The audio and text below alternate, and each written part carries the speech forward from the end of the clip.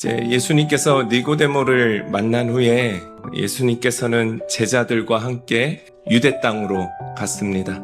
그리고 거기에 머무시면서 복음에는 이제 사람들에게 세례를 베풀었다라고 이제 나와 있는데, 다른 또 복음서에 보면은 제자들이 세례를 베풀었다라고 또 이야기를 합니다. 그런데 문제가 하나 있어요. 그동안 이제 세례 요한에게 세례를 받기 위해서 몰려들었던 사람들이 이제는 예수님께로 몰려들기 이제 시작했다라는 것이죠.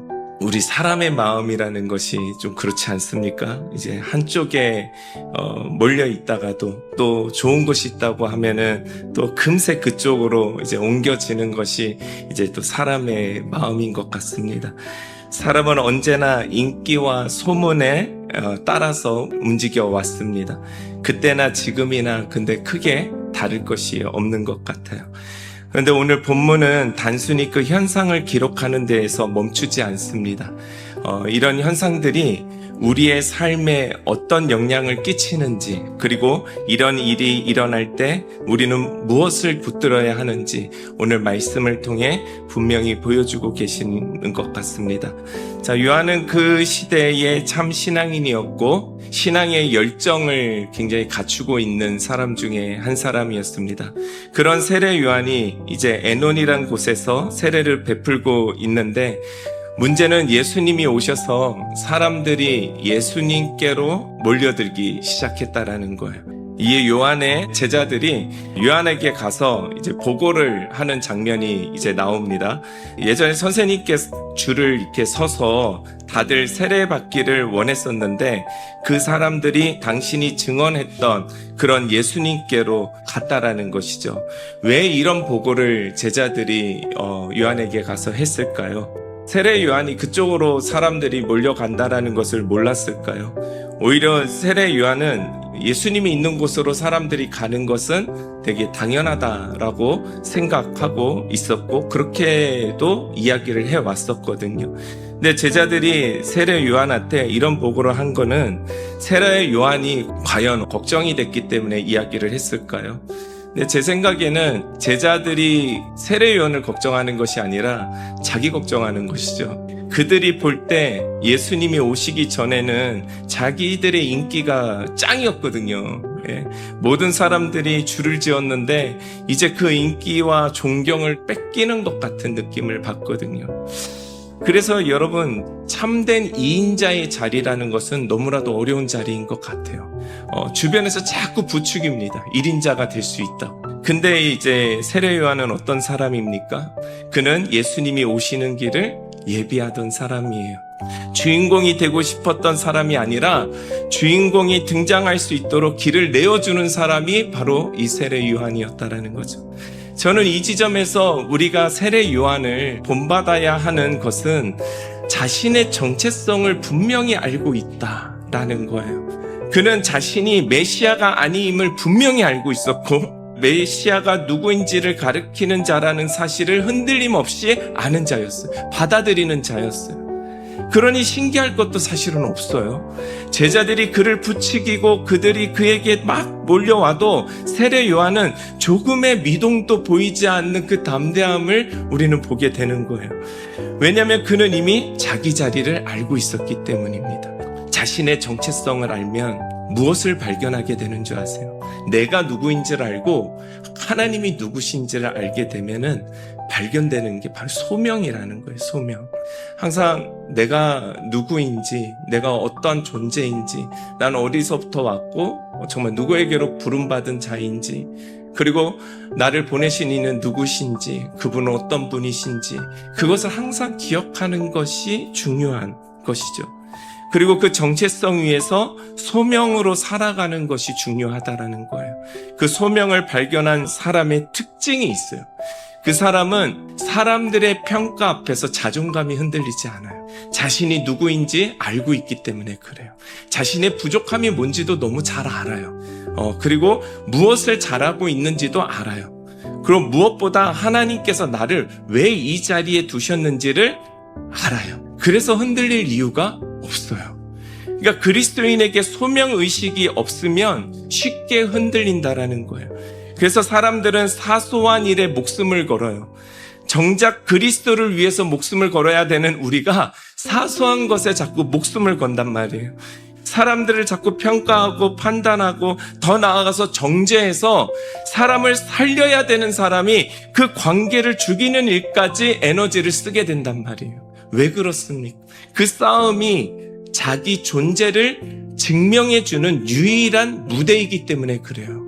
과연 여러분, 아름다운 경쟁이라는 것이 존재할 수 있는 것일까요? 경쟁이 시작이 되면요, 우리는 곧 시기하게 되고요, 미워하게 되고요, 어떻게든 이기고 싶어지는 거예요.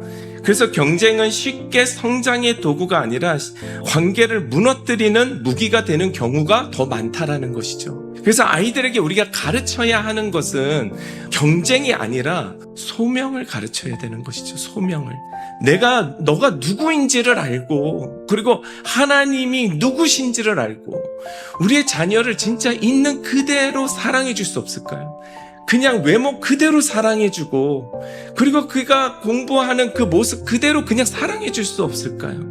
하나님의 그 부르심 앞에서 그냥 너가 어떤 존재이고, 그리고 정말 너라는 존재는 하나님 앞에 목숨을 걸고 그 자리를 지켜낼 수 있는 그 한 사람이다라는 것을 알려줄 수는 없을까요? 비록 그 자리가 앞에 서는 자리가 아니라 때로는 누군가를 돕는 자리로 부름을 받았다 할지라도, 비록 박수 받는 자리가 아니라 길을 내어주는 자리라 할지라도, 그것이 하나님께서 부르신 자리라면 끝까지 감당하며 선한 영향을 흘러보낼 수 있는 사람으로서 우리는 길러낼 수는 없는 것일까요? 세상에는 앞서가는 사람보다 함께 끝까지 가주는 사람, 자리를 차지하는 사람보다는 자리를 함께 지켜주는 사람, 자기 이름을 드러내는 사람보다는 하나님의 약속을 끝까지 붙들고 가는 사람, 경쟁으로 세워져서 1등이 되고 리더가 되고, 그것보다 소명으로 서 있는 2인자, 그 한 사람이 오히려 한 시대를 살릴 수도 있다라는 거예요. 요한이 27절에 대답을 합니다. 만일 하늘에서 주신 바 아니면 사람이 아무것도 받을 수 없느니라. 이 한마디만 들어도요, 우리는 분명히 알 수 있습니다. 세례 요한은 소명이 분명한 사람이었다라는 것을. 요한은 사람의 사역을 사람이 준 자리로 보지 않았어요. 사람이 만들어준 영향력으로도 여기지 않았어요. 모든 것은 하늘에서부터 주어진 것이라고 믿는 자였어요. 그러니 뺏길 것도 없고 지켜낼 것도 없고 비교할 이유도 없는 거예요. 사랑하는 성도 여러분, 그렇다면 우리가 진짜 증언해야 되는 분은 누구입니까? 나입니까? 나라는 존재를 계속 증언해야 되는 것입니까?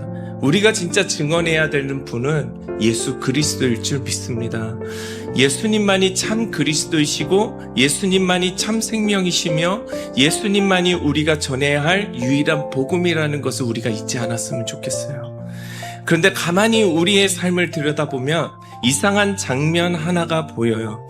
우리는 물건을 하나 써보고 조금만 좋으면 어떻게 해요? 소문을 내잖아요. 참 빨리 소문 냅니다. 이거 정말 좋다, 이거 써봐라 하면은요, 어느 순간 일주일도 되지 않아서 모두가 그 물건을 다 우리가 사용하고 있거든요.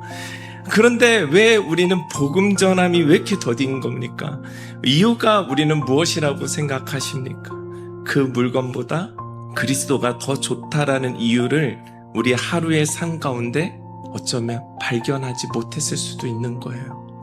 우리가 전하지 못하는 이유는 전도 방법을 몰라서가 아니라 하루의 삶에서 그리스도의 좋으심을 우리가 충분히 누리지 못했기 때문일지도 몰라요. 그래서 증언은 입에서 시작되지 않습니다.